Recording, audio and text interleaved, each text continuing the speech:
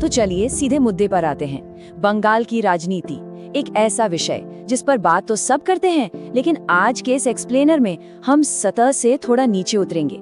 एक राजनीतिक विश्लेषक के तौर पर आज हम सत्ता के उन बड़े बदलावों को डिकोड करेंगे जहां राजनीति अक्सर धर्म, क्षेत्रीय अस्मिता और डिजिटल नैरेटिव्स के साथ टकराती है।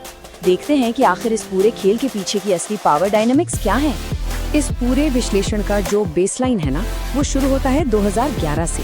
34 साल पुराना वामपंथी किला, मतलब आप सोचिए 3.5 दशक की सत्ता जब अचानक ढहती है तो क्या होता है? बिल्कुल किसी बड़े भूकंप की तरह एक नया ढांचा खड़ा होता है, लेकिन उसके साथ ही जमीन पर कुछ नए और गहरे राजनीतिक घर्षण भी शुरू हो जाते हैं। अब इस पूरे राजनीतिक चक्रव्यूह को हम इन 6 अहम पड़ावों के जरिए समझेंगे। 2011 का वो पहला बदलाव, तुष्टीकरण और नीतियां, क्षेत्रीय पहचान, बाहरी बनाम स्थानीय ताकत, युवाओं का डिजिटल नैरेटिव और अंत में अस्मिता और बंगाल का भविष्य। तो चलिए शुरुआत करते हैं हमारे पहले हिस्से से। 2011 सत्ता का पहला बदलाव। जरा इस टाइमलाइन पर गौर कीजिए। 2011 में बदलाव का जो शुरुआती उत्साह था वो धीरे धीरे कैसे पलटा। 2014 तक मुख्य राष्ट्रीय विपक्षी दल की बंगाल में कोई खास जमीनी मौजूदगी नहीं थी, मतलब नेग्लिजिबल। लेकिन फिर 2019 आते आते राजनीतिक माहौल में इतनी तेजी से बदलाव हुआ जिसने सबको चौंका दिया। ऐसा क्या हुआ इन कुछ सालों में?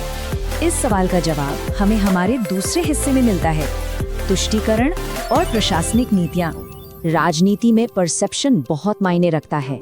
एक तरफ इमामों के लिए भत्ते जैसी योजनाएं चल रही थी, तो ठीक उसी वक्त दुर्गा विसर्जन और मुहर्रम के दौरान कुछ सख्त प्रशासनिक बंदिशें लगाई गईं। आम लोगों के लिए ये बिल्कुल एक तराजू की तरह था जिसका संतुलन बिगड़ता हुआ नजर आ रहा था। यहीं से ये नैरेटिव सेट होने लगा कि शायद प्रशासन अब पूरी तरह से तटस्थ नहीं रहा। और इस आग में घी का काम किया कुछ खास घटनाओं ने। सीएए और एनआरसी का कड़ा विरोध हो, या फिर रामनवमी की यात्राओं के दौरान हुए टकराव, इसके साथ ही बॉर्डर से होने वाली घुसपैठ पर नरमी के आरोप, ये सिर्फ अलग अलग घटनाएं नहीं थी, ये वो चिंगारियां थीं जिन्होंने एक खास तबके में असंतोष भर दिया और विपक्ष को एक मजबूत ग्राउंड दे दिया। अब आते हैं तीसरे बिंदु पर, जमीनी पकड़ और क्षेत्रीय पहचान। यहाँ पर सत्ताधारी दल ने एक मास्टर स्ट्रोक खेला, दिल्ली की पार्टी वाला नैरेटिव। उन्होंने विपक्ष को पूरी तरह से बाहरी बता दिया, जो बंगाल की संस्कृति को नहीं समझते। ये बिल्कुल एक पॉलिटिकल इम्यून सिस्टम की तरह था, जिसने बाहरी ताकतों को राज्य के जमीनी नेटवर्क में आसानी से घुसने नहीं दिया। बहुत ही प्रभावी रणनीति थी ये। और इसी के साथ जोड़ता है ये बड़ा नंबर, 27%। बंगाल की मुस्लिम आबादी का ये वो सॉलिड वोटिंग ब्लॉक है जो ऐतिहासिक तौर पर सत्ताधारी पार्टी के साथ खड़ा रहा है। अब आप खुद सोचिए, जब इतना बड़ा हिस्सा एक तरफ हो तो किसी भी विपक्ष के लिए वहाँ जगह बनाना कितना मुश्किल होगा, है ना? तो फिर विपक्ष ने ये जगह बनाई कैसे? यही हमारा चौथा हिस्सा है, एक बाहरी का क्षेत्रीय ताकत बनने का सफर। दरअसल विपक्ष को राजनीतिक ऊर्जा किसी बाहरी मुद्दे से नहीं, बल्कि लोकल एडमिनिस्ट्रेटिव फेलियर से मिली। दंगों को हैंडल करने के तरीके पर सवाल, संदेश खाली जैसे बड़े विवाद, और फिर हर तरफ फैलता कटमनी का भ्रष्टाचार, ऊपर से बेरोजगारी और उद्योगों की कमी। जब रोजमर्रा के ये मुद्दे हावी हुए तो लोगों का गुस्सा सत्ताधारी दल की उस मजबूत पकड़ को ढीला करने लगा। विपक्ष ने इस मौके को बहुत स्मार्टली भुनाया।